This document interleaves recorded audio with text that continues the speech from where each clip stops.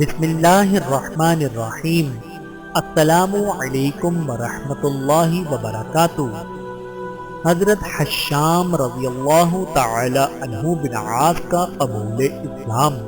حضرت حشام مشہور صحابی عمر بن عاص فاتح مصر کے چھوٹے بھائی تھے۔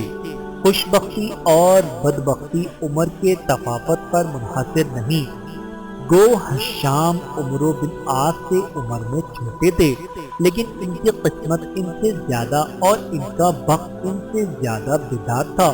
چنانچہ عمر بن عاص جب کفر کی ضلالت میں گھر سے گھرے ہوئے تھے، اس وقت حشام کی پیشانی پر اسلام کا نور چمک رہا تھا۔ اسلام کے بعد حضرت حشام کو ان کے والدین اور دوسرے اہل خانہ نے نشانہ ستم بنایا۔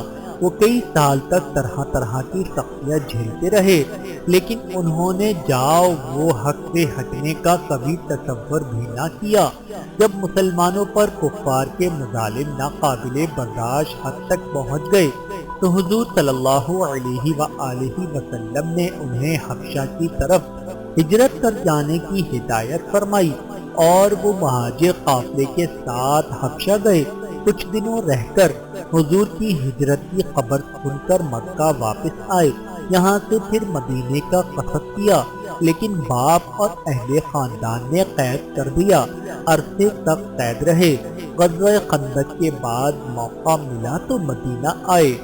حضرت حشام رضی اللہ تعالی عنہ بن عاص پر اللہ رب العزت کی کروڑوں رحمتیں نازل ہوں۔ آمین ثم آمین۔